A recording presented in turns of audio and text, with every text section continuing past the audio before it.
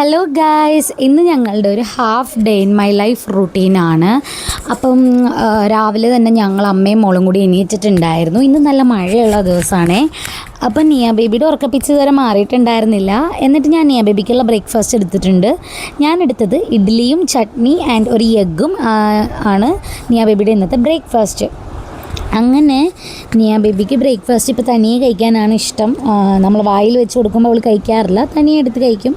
അപ്പം അങ്ങനെ ശീലിപ്പിച്ചത് കൊണ്ട് നിയ ബേബിക്ക് ഇപ്പോൾ ഇഷ്ടമാണ്. ഞാൻ വെച്ച് കൊടുത്തിട്ടൊന്നും കഴിക്കുന്നുണ്ടായിരുന്നില്ല.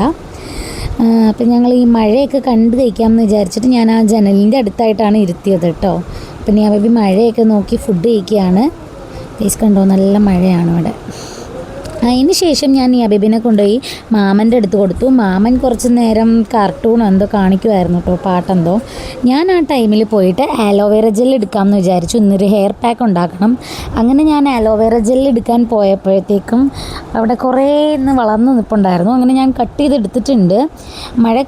അന്നേരം മഴയൊന്ന് നിന്നായിരുന്നു. ഇപ്പം മഴ വീണ്ടും വരാനുള്ള ഒരു ലക്ഷണം കണ്ടപ്പോഴത്തേക്കും ഞാൻ വേഗം ആലോവേറ ജെല്ല് പറിച്ചിട്ട് ഞാൻ അവിടെ കൊണ്ട് വെക്കാമെന്ന് വിചാരിച്ചു. ടാങ്കിൻ്റെ അവിടെ കുത്തി വെക്കാമെന്ന് വിചാരിച്ചിട്ടായിരുന്നു എൻ്റെ പ്ലാന്.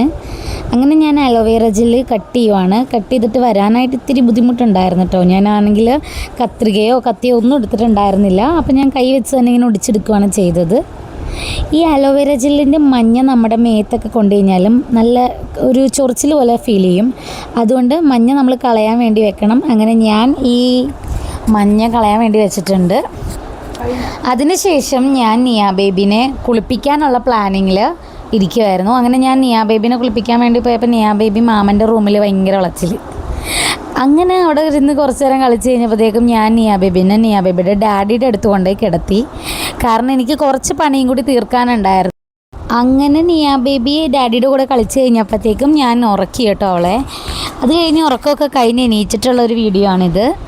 നിയ ബേബിയുടെ ഇപ്പോഴത്തെ മെയിൻ ലക്ഷ്യം എൻ്റെ മൈക്കാണ്. എൻ്റെ ഡ്രസ്സിൽ ഇങ്ങനെ കുത്തി വെച്ചത് കൊണ്ട് നിയ ബേബിക്ക് മൈക്ക് എടുക്കാൻ ഭയങ്കര ഇഷ്ടമാണ്. ഇപ്പോൾ ആ മൈക്കിൻ്റെ ഫ്രണ്ടിലുള്ള ടോപ്പ് അവൾ ഊരിക്കളയും. അതാണ് അവൾ ചെയ്യുന്നത്.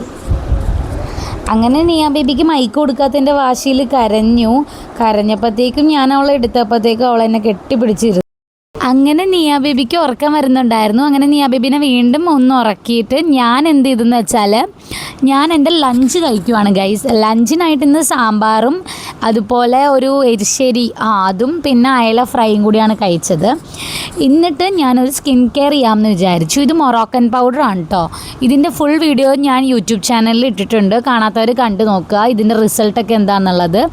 അങ്ങനെ ഈവനിങ് ആയപ്പോൾ അമ്മ ചായയൊക്കെ ആയിട്ട് വന്നു. അപ്പോൾ അതൊക്കെ കുടിച്ചിരിക്കുവാണ്. പിന്നെ ഞാൻ മേളിൽ വീട്ടിലേക്ക് പോയപ്പോൾ ആ വഴി നോക്കുമ്പോൾ നല്ല മഴക്കാറൊക്കെ കാണാം.